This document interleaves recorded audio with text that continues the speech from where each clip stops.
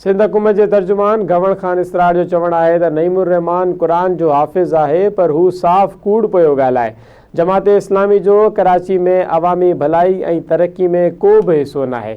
उनजो वधीक चवणु हो त नईमुर रहमान जो इल्ज़ाम आहे त पीपल्स पार्टी कराची खे तबाह कयो।